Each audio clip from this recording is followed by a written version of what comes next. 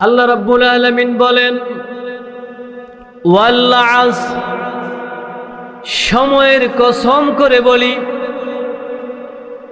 আমি সময়ের কসম দিলাম। পৃথিবীর সমস্ত মানুষ তোমরা শুনে রাখো, তোমরা লিখে রাখো, বুঝে রাখো। ওয়াল আসর, সময়টাকে যেমন আমি গুরুত্ব দেই, এ পৃথিবীর সবচেয়ে বড় নেয়ামতের ভিতরে অন্যতম একটা নেয়ামত হলো সময়। অন্যতম একটা নেয়ামত। সময় থাকতে তওবা করা যায়, সময় থাকতে ইবাদত করা যায়। সময় নাই, তওবা নাই, সময় নাই, ইবাদত করতে পারবেন না। এজন্য আল্লাহ রাব্বুল আলামিন এই সূরার প্রথমে সময়ের শপথ করলেন। আচ্ছা, আল্লাহ রাব্বুল আলামিন কি মিথ্যা বলেন নাকি? তাহলে আল্লাহ শপথ কেন করলেন? মানব জাতিকে তার গুরুত্ব বোঝানোর জন্য আল্লাহ বলেন ওয়াল আসর, ওহে মানব জাতি, সময়ের কসম করে বলি, ইন্নাল ইনসানা লাফি খুসর। ইন্না হরফে মুসাব্বা বিল ফেল। আল্লাহ রাব্বুল আলামিন যখন ইন্না, আন্না, কান্না, লাইতা, লাকিন্না এই শব্দগুলো যখন ব্যবহার করেন, এই শব্দগুলো যখন কোরআনের শুরুতে ব্যবহার হয়, আল্লাহ রাব্বুল আলামিন এটাকে ধীরতা প্রকাশ করার জন্য বুঝায়। হরফে মুসাব্বা বিল ফেল ধীরতা প্রকাশের জন্য আসে। নিশ্চয়ই, অবশ্যই, নিশ্চয়ই, অবশ্যই। ইনসানা, মানুষ, সব মানুষ, লাফি খুস, ক্ষতিগ্রস্তের ভিতরে নিমজ্জিত। আল্লাহ রাব্বুল আলামিন একটু খেয়াল করেন, আল্লাহ রাব্বুল আলামিন এখানে কিন্তু ইচ্ছা করলেই কোনো একটা জাতিকে বুঝাতে পারতেন, কোনো একটা কওমকে বুঝাতে পারতেন, কিন্তু আল্লাহ ইনসান দ্বারা সব জাতিকে নিয়ে আসছেন। ইন্নাল ইনসানা লাফি খুসর, নিশ্চয়ই সমস্ত মানুষ তোমরা কিসের ভিতরে? ক্ষতিগ্রস্ত, তোমরা ক্ষতির ভিতরে রয়েছে। আল্লাহ রাব্বুল আলামিন এখানে চাইলে একটা দলকে মেনশন করতে পারতেন, ইন্নাল আওয়ামী লীগ লাফি খুস, নিশ্চয় আওয়ামী লীগ ক্ষতিগ্রস্ত। ইন্নাল বিএনপি লাফি খুস, নিশ্চয় বিএনপি ক্ষতিগ্রস্ত। ইন্নাল জামাত, ইন্নাল এনসিপি লাফি খুস, নিশ্চয় জামাত, এনসিপি ক্ষতিগ্রস্ত।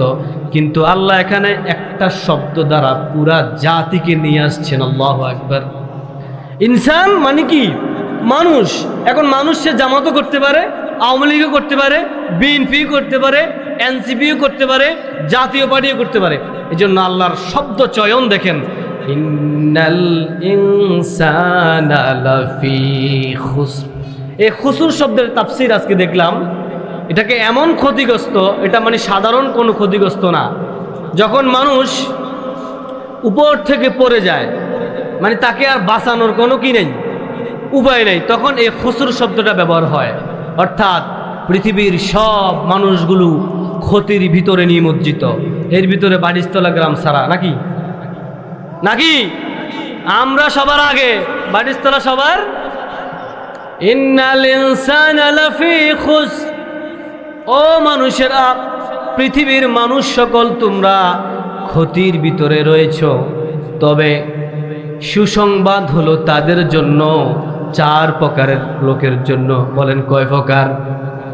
আল্লাহ রাব্বুল আলামিন এই ছোট্ট সূরার ভিতরেই বলছেন সব মানুষ তোমরা ক্ষতির ভিতরে নিমজ্জিত।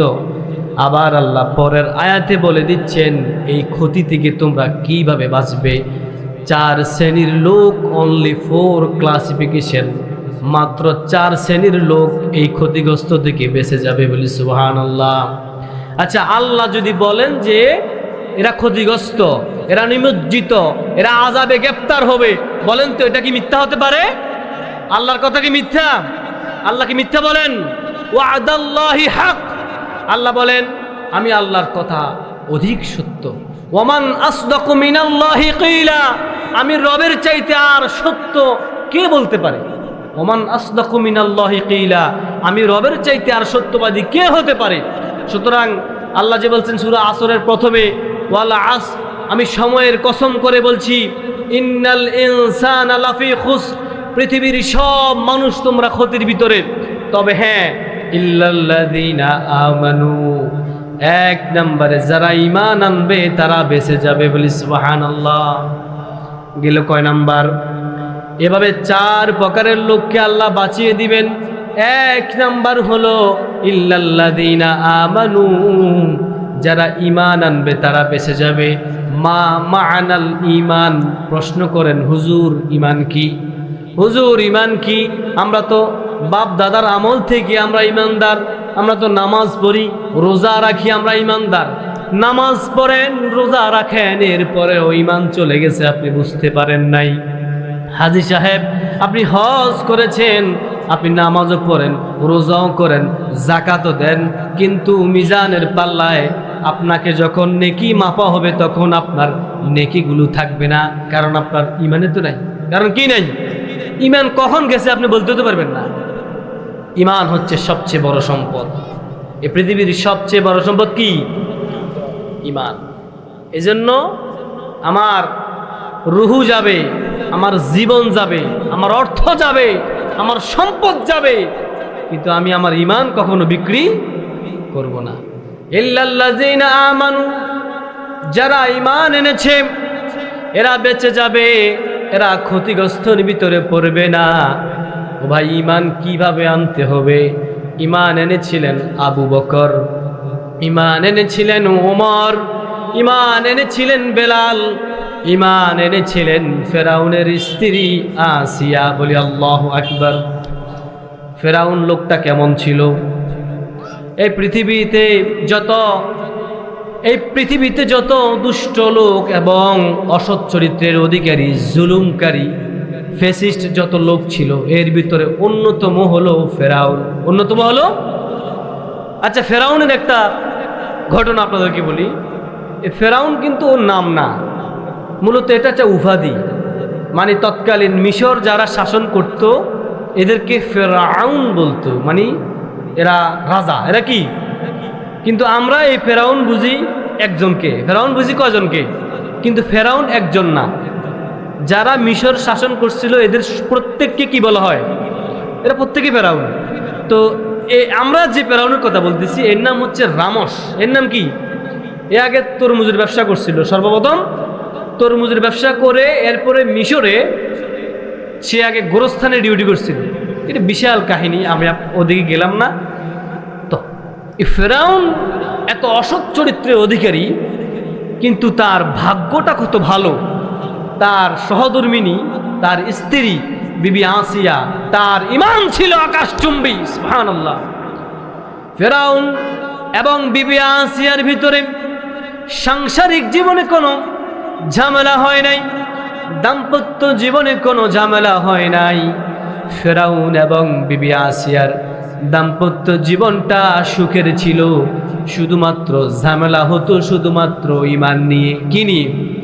বিবি আসিয়া ঈমানকে বিশ্বাস করত, ঈমানের কথা তার কাছে ভালো লাগতো, মুহাম্মদের ধর্ম তার কাছে ভালো লাগতো, কালিমার গ্রান, কালিমার ছায়াতলে তিনি আসতে চাইতেন। কিন্তু ফেরাউনের কপালে কালেমা লেখা ছিল না, ঈমান লেখা ছিল না। বিবি আসিয়া প্রায় সময় ঈমানের চর্চা করতেন ঘরের ভিতরে। একদিন ফেরাউন দেখে ফেললেন। ফেরাউন দেখার পরে বিবি আসিয়াকে বললেন, আমার সংসারে থেকে আমার খেয়ে, আমার উপার্জন খেয়ে তুমি মুহাম্মদের ধর্ম গ্রহণ করবে? এটা তো হতে পারে? এটা হতে পারে না। তুমি আমার সংসারে থাকবা, অথচ আমি তোমার স্বামী, কিন্তু তুমি ধর্ম গ্রহণ করবা মুহাম্মদের। এটা তো হতে পারে না। আনা রব্বুকুমুল আলা, পুরা মিশর আমার রাজত্ব করে, পুরা মিশর আমাকে সেজদা দেয়, পুরা মিশর আমাকে প্রভু মানে। নাউজুবিল্লাহ। কে বলছেন? ফেরাউন বলছে আনা রব্বুকুমুল আলা, আমি সবচেয়ে বড় রব। নাউজুবিল্লাহ। কালকে বলিয়েন আমাদের রব কে? বিবি আসিয়াকে বললেন, ওগো স্ত্রী, সংসার জীবনে আমাদের কোনো ঝামেলা হয় নাই, দাম্পত্য জীবনে আমাদের কোনো অভাব অনটন নাই। যদি তুমি মুহাম্মদের ধর্ম পালন করো আমি তোমাকে হত্যা করব এবং আমি তোমার সন্তানগুলোকে হত্যা করব। একথা বলার পরে বিবি আসিয়াকে পর্যাপ্ত পরিমাণ সাজা দিতে লাগলেন। যত রকমের সাজা রয়েছে দুষ্ট ফেরাউন বিবি আসিয়াকে সাজা দিতে লাগলেন, একের পর এক সাজা দিতে লাগলেন। কোন তাফসিরের ভিতরে আছে লোহার চিরুনি দিয়ে বিবি আসিয়ার মাথার ভিতরে আঘাত করলেন, রক্তগুলো পিনিক দিয়ে বের হয়ে যায়, বিবি আসিয়া বেহুশ হয়ে যায়। এরপরে সন্তানগুলোকে হত্যা করলেন। এভাবে বিবি আসিয়াকে ক্রমান্বয়ে স্টেপ বাই স্টেপ সাজা দিতে লাগলেন। আর বিবি আসিয়া ফেরাউনের দিকে তাকিয়ে বললেন, ওগো স্বামী, সাংসারিক জীবনে আমাদের কোনো দুটি কথা হয় নাই, আমি ঈমান আনার কারণে আপনি আমাকে এত সাজা দিচ্ছেন, আপনি শুনে রাখেন, আমার জীবন চলে যাবে যাক, আমার মরণ হবে হবে, আমার সন্তান চলে যাবে যাবে, ওয়াল্লাহি আমি আমার ঈমান তোমার মতো কাপুরুষের কাছে বিক্রি করব না। এই হচ্ছে ঈমান, এটাকে বলা হয় ঈমান। যে মামান আল ঈমান, ঈমান কি? বিবি আসিয়া থেকে শিখেন ঈমান কি। এত নির্যাতন, এত জ্বালা যন্ত্রণা, এত অত্যাচার সহ্য করার পরেও ঈমান বিক্রি করে নাই, ঈমান দেয় নাই, এটাকে বলা হয় ঈমান। আর আমাদের কাছে এখন যদি পুলিশ আসে, এখন মাহফিলে পুলিশ আসি যদি বলে যে আপনারা থানা থেকে অনুমতি নিছেননি, হুজুর কমিটি সভাপতি মাইক ডেকোরেটর একজনকেও খুঁজে পাওয়া যাবে না, কই কে কোন দিকে চলে যাবো, হাতের দিকে। এটা হচ্ছে আমাদের ঈমান, এ হচ্ছে আমাদের ঈমান।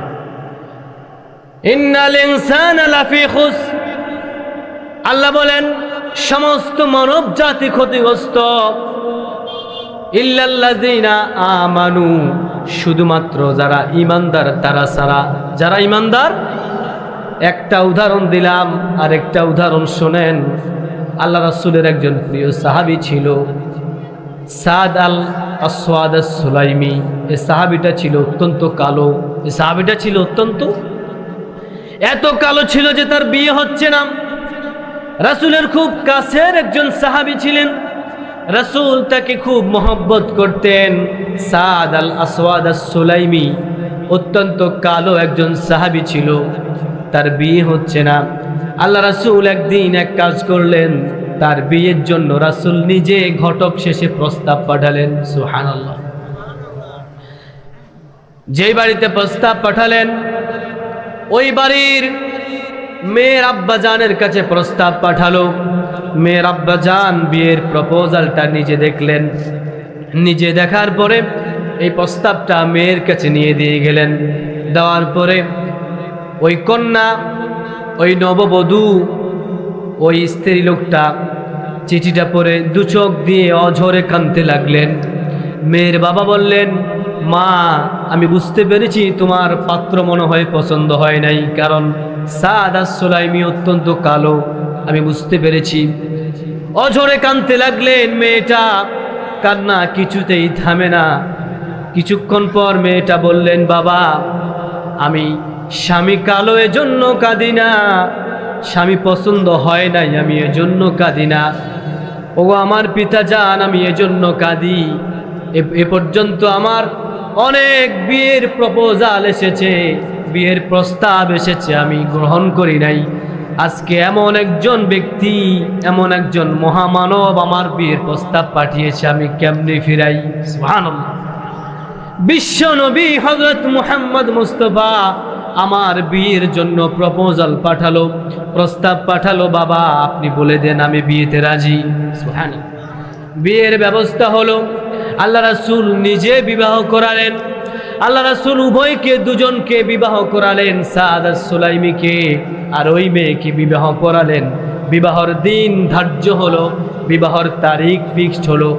এমন সময় যুদ্ধের ডাক আসলো। ওই সাদ আস-সুলাইমি বিবাহ, ওই নতুন স্বামী, নতুন স্ত্রী, নতুন শেরওয়ানি, নতুন আবহাওয়া সব কিছু বাদ দিয়ে রসুলের এক ডাকে যুদ্ধের ময়দানে চলে গেলেন। আল্লাহু আকবার। বলেন তো সাদ আস-সুলাইমির ঈমান কম না বেশি? কেমন বেশি, কেমন ঈমান চিন্তা করছেন? এদের ঈমান আর আমাদের ঈমান আকাশ ও জমিনের মতো পার্থক্য, ঠিক কিনা?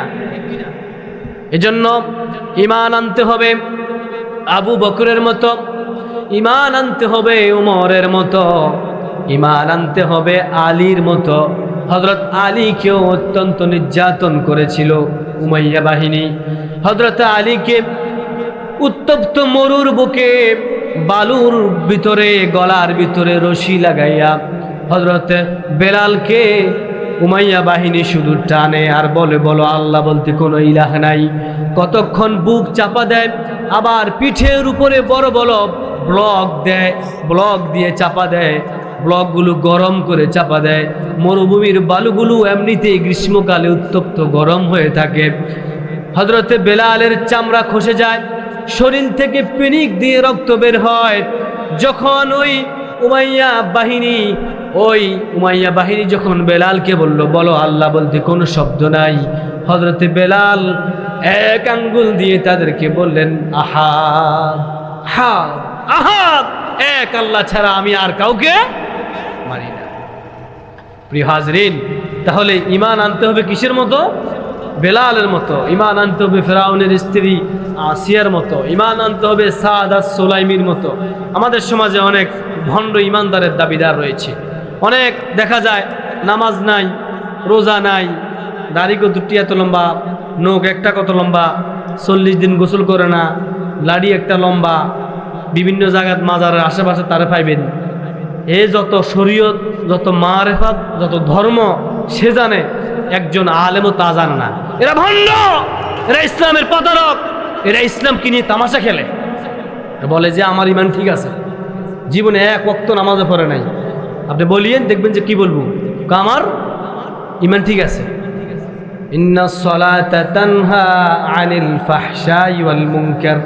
আল্লাহ বলেন, নিশ্চয়ই নামাজ মানুষকে খারাপ কাজ থেকে বিরত রাখে, নিশ্চয়ই নামাজ মানুষকে শিরক বিদআত থেকে বিরত রাখে, নিশ্চয়ই নামাজ মানুষকে বেহুদা বেফায়সাক বাত্তা কথাবার্তা থেকে বিরত রাখে।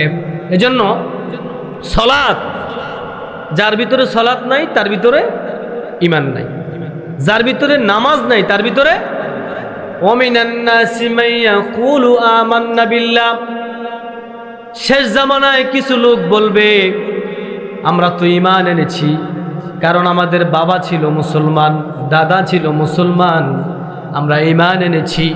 আল্লাহ রাব্বুল আলামিন বলবেন, অবিল আখিরাতি হুম ওয়া মা হুম বিমুমিনিন। তারা বলবে আমরা আখিরাতের ঈমান এনেছি, কিন্তু আল্লাহ বলবে ওয়া মা হুম বিমুমিনিন, তোমাদের ঈমান আনা হয় নাই, তোমরা ঈমানটাকে নবায়ন করো, ঈমানকে আপডেট করো, তোমাদের এই ঈমানে কোনো কাজে আসবে না।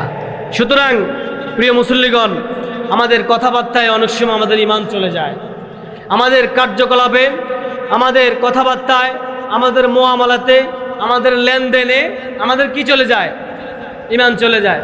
মানে আজকে কয়েকদিন ধরে আমি ফলো করতেছি, ইন্টারনেটে খুব ভাইরাল একটা গান, যেটা বললে ঈমান যাওয়ার সময়ও থাকবে না, যেটা বললে ঈমান যাওয়ার কি থাকবে না, সময়ও থাকবে না, ঈমান যে যাবে এটার সময়ও থাকবে না। এই গানটা আজকে কয়েকদিন ধরে আমি অনলাইনে দেখতেছি, আর ইয়াং বয়সের ছেলে এবং মেয়েরা এই গানটার সাথে ডুয়েট করে টিকটক বানায়, ফেসবুকও দেয়। আল্লাহর সাথে কত বেয়াদবি! এই যে আল্লাহ যে বলেছেন যে শেষ জামানায় মানুষ বলবে যে আমরা ঈমানদার, কিন্তু এরা একজনও ঈমানদার না, এদের ঈমান কখন গেছে এরা বলতেও পারবে না। গানটা হলো, আমার মুর্শিদ বিনে কেউ দিবে না জান্নাতের দড়ি, আমার ভব সিন্ধু পার করিবে বাবা ভান্ডারি। এর প্রথম হলো, আমি জানলে কি আর করতাম গুনাহ বাবা মাওলানা, না জানিয়া ভুল করেছি ক্ষমা করো না। আমি জানলে কি আর করতাম গুনাহ বাবা মাওলানা, না জানিয়া ভুল করেছি ক্ষমা করো না। বড় আশা নিয়ে কান্দি তোমার শ্রীচরণ ধরি, বড় আশা নিয়ে কান্দি তোমার শ্রীচরণ ধরি, আমার ভব সিন্ধু পার করিবে বাবা ভান্ডারি। কাল্লা কইয়ে নাউজুবিল্লাহ। এই গানটা ইতিমধ্যে এত ব্যাপক ভাইরাল হয়েছে, টিকটক, ফেসবুক, ইউটিউবে সব জায়গায় ছেলেরা এভাবে নাচে, গায় আর কয় তার ভবসিন্ধু নাকি ভান্ডারি পার করবে। আমি না জানিয়া ভুল করেছি ক্ষমা করো না, আমার মুর্শিদ বিনে কেউ দিবে না জান্নাতের তরি। জান্নাতের তরি কি মুর্শিদ দিবে নাকি রব দিবে? আমার ভবসিন্ধু পার করে দাও ভান্ডারি, ভবসিন্ধু ভব দুনিয়া, অর্থাৎ দুনিয়ার সব রাস্তা, দুনিয়ার সব মানে বিপদ আপদ ভান্ডারি, আপনি আমাকে সাহায্য করে পার করে দেন। নাউজুবিল্লাহ। আমাদের আর রাস্তা, আমাদের এই দুনিয়াটাকে সহজ করবে কে? মানে ইমান যে যাইব, ইমান যাওয়ার তো সুযোগটাও নাই। তো সম্মানিত প্রিয় মুসল্লিগণ, আমি আজকে সূরা আসরের তাফসীর করছি এই জন্য যে ইমানের গুরুত্ব বোঝার জন্য। আমাদের অনেক ছেলে, আমাদের অনেক সন্তান, আমাদের অনেক মেয়েরা, আমরা তাদেরকে অফেন এভাবে মোবাইল দিয়ে দিই। এরা মোবাইলের ভিতরে কি করে, কি টিকটকের ভিতরে কি করে আপনি বলতেও পারবেন না, ফেসবুকে কি করে আপনি বলতেও পারবেন না, ইউটিউবের ভিতরে কি করে আপনি জানেন না, অথচ আপনি একজন বাবা। এরা ভিতরে এই ফেসবুক, টিকটক, ইউটিউব, এটা হচ্ছে নোংরামির সর্বোত্তম একটা প্ল্যাটফর্ম। এটা হচ্ছে নোংরামির সর্বোত্তম একটা প্ল্যাটফর্ম। এখন বলতে পারেন যে হুজুর আমরাও তো চালান, আপনাকেও তো আইডিয়া আছে। হ্যাঁ, আমরা চালাই। আমাদের আইডিয়া তো আমরা ভালো কাজে ব্যবহার করি। আমরা নিউজ দেখি, দেশের খবর দেখি, আমাদের ফ্রেন্ড সার্কেল আছে, আমরা ওয়াজ শেয়ার করি, ওয়াজ দেখি। কিন্তু নোংরামির সর্বোত্তম এ জাহান্নামে নেওয়ার একমাত্র কারণ হচ্ছে অ্যান্ড্রয়েড ফোন। আল্লাহ আমাদেরকে হেদায়েত দান করি, বলি আমিন। তাহলে ইন্নাল ইনসানা লাফি খুসর, সমস্ত মানুষ ক্ষতির ভিতরে, ইল্লাল্লাযিনা আমানু, যারা ঈমান এনেছে এরা ছাড়া, ওয়া আমিলুস সালিহাত, যারা সৎ কাজ করবে এরাও বেঁচে যাবে। যারা সৎ কাজ করবে এরাও ক্ষতির আওতায় পড়বে না। সৎ কাজ বলতে কি বুঝি? শুধু আমি যদি 5 ওয়াক্ত নামাজ পড়ি এটাই সৎ কাজ, আর কোনো সৎ কাজ নাই? আর অনেক সৎ কাজ রয়েছে, যেমন আত্মীয়তার খোঁজ নেওয়া, এটাও একটা সৎ কাজ। নফল ইবাদত করা, এটাও একটা সৎ কাজ। পরের উপকার করা, এটাও একটা সৎ কাজ। দুধের ভিতরে পানি না মিশানো, এটাও একটা সৎ কাজ। ওজনের ভিতরে সঠিক মাপ দেওয়া, এটাও একটা সৎ কাজ, ঠিক কিনা? আমার অত্যন্ত প্রিয় বন্ধু সম্ভবত এখানে উপস্থিত হয়েছেন, মাওলানা জাহিদুদ্দিন আনসারী সাহেব মনে হয় সম্ভবত আছেন পিছনে, এবং জনাব মাওলানা জাহাঙ্গীর হোসেন ফারুকী সাহেবকে আমি দেখতে পাচ্ছি। আপনারা যদি থাকেন সামনে আসেন। আমি দেখছিলাম আপনারা মাহফিলে বসছেন, যদি থাকেন তাহলে সামনে আসেন।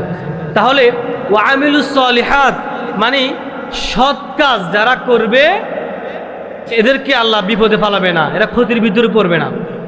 হযরত উমরের শাসন আমল চলে, গভীরভাবে লক্ষ্য করেন। হযরত উমরের শাসন আমল চলতেছে। হযরত উমর রাত্রিবেলায় বের হলেন। হযরত উমরের একটা আদত ছিল, একটা অভ্যাস ছিল, তিনি রাত্রিবেলায় বের হতেন। এমন একজন শাসক আজকে বাংলার জমিনে বড়ই অভাব। হযরত উমরের মতো একজন শাসক বাংলার জমিনে বড়ই অভাব। রাত্রিবেলায় হযরত উমর সব সময় তার আহালবাসী কেমন আছে তিনি দেখতেন। এমনি একদিন হযরত উমর রাত্রিবেলায় বের হলেন। তার দেশের মানুষ কে কোন অবস্থায় রয়েছে, একজন প্রেসিডেন্টের দায়িত্ব হলো খোঁজ নেওয়া। একজন প্রেসিডেন্টের দায়িত্ব হলো, এখন তো নির্বাচন আসছে, এখন ঘন ঘন নেতাদের আগমন ঘটবে। দেখবেন এক একজনে এক এক প্রতিশ্রুতি দিয়ে নেব, মানে প্রতিশ্রুতি দিতে দিতে দিতে দিতে এমনও কথা বলবো যে আপনাদের রাস্তা আর এমন থাকবে না, বাংলা বাজার থেকে লাকসাম পর্যন্ত এই রাস্তা ঢালাই নয়, আমি স্বয়ং টাইলস করে দিব, রাস্তা টাইলস করে দিব। এমনও আসবে, দেখবেন কত নেতা আসবে শুধুমাত্র অজ্ঞা ভোটের লাই। অজ্ঞা ভোট শেষ, এরপরে তার চেহারা সাবাকতম পরিবার, তার চেহারা খুঁজে পাওয়া যাবে না। ওমর ছিলেন ব্যতিক্রম একজন নেতা, এমন একজন প্রেসিডেন্ট ছিলেন, প্রায় অর্ধ জাহানের শাসক ছিলেন কে? হযরত ওমর। তার একটা অভ্যাস ছিল, একটা আদত ছিল, তিনি রাত্রিবেলা কি করতেন? বের হতেন। তিনি দেখতেন সামনে আমাদের তো জাতীয় ইলেকশন, আমরা জাতীয় ইলেকশনে আমরা কাকে ভোট দিব? আমাদের সামনে দেখবেন অনেক মানুষ ভোটের জন্য আসবে, কিছুদিন পরে দেখবেন এখন তো বিরক্ত করতেছে না, এখন তো শুধু প্রোগ্রাম হচ্ছে। কয়দিন পর পর দেখবেন বাড়িতে বাড়িতে নেতারা ঢুকবে শুধুমাত্র ভোটের জন্য। শুধুমাত্র কিসের জন্য? ভোটের জন্য। তো ভোট আমরা কাকে দেব? ভোটটা হচ্ছে একটা আমানত। আমি আজকে ক্লিয়ার করি আপনাদেরকে, আপনার যাকে ইচ্ছে তাকে দিয়েন। ভোট হচ্ছে একটা কি? আমানত। ভোট হচ্ছে একটা আমানত এবং সাক্ষ্য দেওয়া, অর্থাৎ এই ব্যক্তিটা ভালো, আমার দিকে তাকান, এই মাওলানা সাহেবটা ভালো, আমি তাকে ভালো জেনে আমি সাক্ষ্য দিলাম, আমি তার প্রতীক, এবারে তার প্রতীক ধানের শীষ হোক আর দাঁড়িপাল্লা হোক, আমি তাকে ভোট দিলাম। অর্থাৎ আমি সাক্ষ্য দিলাম যে তিনি ভালো। তিনি কি? এখন আমার সাক্ষ্য দেওয়া এবং আমার আমানতের খেয়ানত যদি হুজুর করে, তিনি যদি ক্ষমতায় এসে টেন্ডারবাজি, চাঁদাবাজি, দুর্নীতি, মানে তিনি যদি কেরু অ্যান্ড কোং, বাংলাদেশের সবচেয়ে বড় মদের ফ্যাক্টরি হলো কেরু অ্যান্ড কোং, তিনি যদি ওই সমস্ত অবৈধ কার্যকলাপ করে, আমার এই ভোটের ভাগিদার শুধু তিনি একা হবেন না, আমি নিজেও হব। আমি নিজেও। এই জন্য ভোট দিতে 100 বার চিন্তা করবেন যে কারে ভোট দিবেন, কে যোগ্য প্রার্থী, 100 বার নিয়ে চিন্তা করবেন। আর বাংলাদেশের পরিস্থিতি বেশি একটা ভালো নয়। বাংলাদেশের পরিস্থিতি বেশি একটা, কিছুদিন আগে একটা ছেলেকে গুলি করছে, অফেন, সামনে আরও কিছু হত্যা হতে পারে। আর সরকার হয়তোবা সর্বদলীয় একটা সরকার হতে পারে বাংলাদেশের, এমন একটা গুঞ্জন শোনা যাচ্ছে যে সর্বদলীয় একটা সরকার চায়। আমাদের দেশের ভাগ্য নির্ধারণ হয় আমেরিকা এবং ভারত থেকে। আমরা যতই মানে একটা প্রার্থীকে বেছে নেই, আমাদের দেশের ভাগ্য নির্ধারণ করে কে? আমেরিকা এবং ভারত। আমেরিকা এবং ভারত যতদিন যে সরকারকে চাইবে ততদিন ওরাই থাকবে। তো সুতরাং এদেশে আমাদের ভোটের কোনো মূল্য নেই, আমাদের ভোটের কোনো, তবুও যেহেতু আবার একটা সুযোগ আসছে, আপনারা আপনাদের বিবেক খাটাই ভোট দিবেন। আমার সাক্ষ্য, আমার আমানতটা যেন বরাবর হয়, আল্লাহ পাক সেই তৌফিক দেখ বলে আমিন। তো ভোটের কথাটা আসছে ওমরের কারণে। ওমর ছিলেন প্রেসিডেন্ট, এমন একজন প্রেসিডেন্ট তিনি ছিলেন। রাত্রিবেলা একদিন বের হলেন, তো দেখতেছেন যে এক মা এবং মেয়ে তারা দুধ বিক্রি করে। কি বিক্রি করে? তো দুধ বিক্রি করে।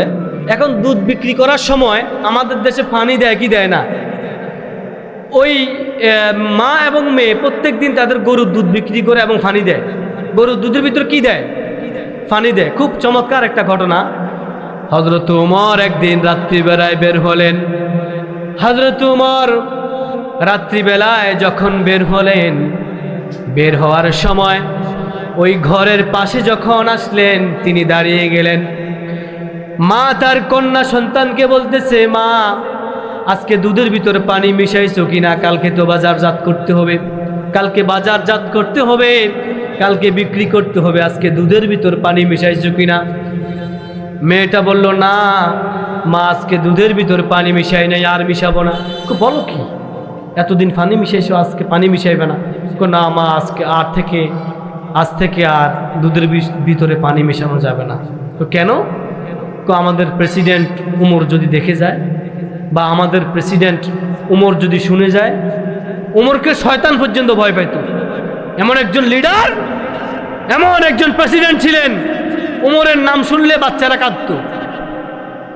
আমি এমনও হাদিস পড়েছি, এমনও তাফসির পড়েছি যে তৎকালীন বাচ্চারা যখন খাওয়া খাইতো না, তখন মায়েরা বলতো উমর আসতেছে, উমর আসতেছে, বাচ্চারা তখন খাওয়া খাইতো।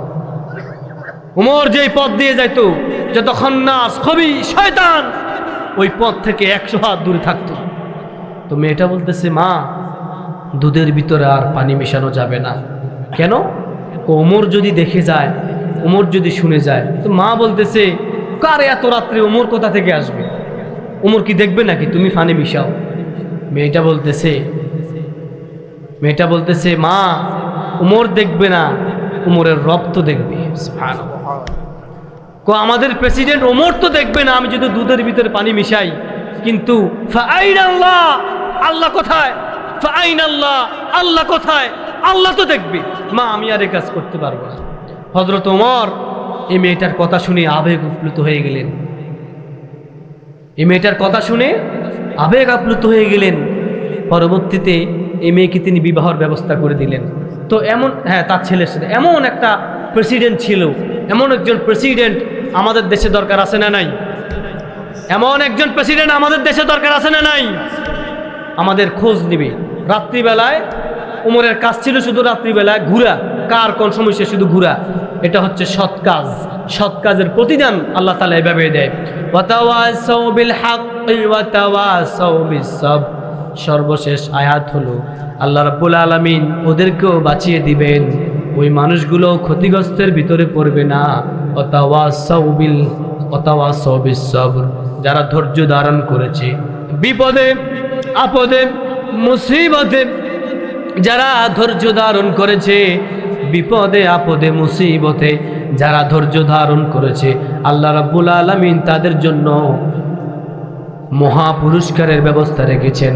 আল্লাহ তাআলা বলেন, ইন্নাল্লাহা মা'আস সাবিরিন।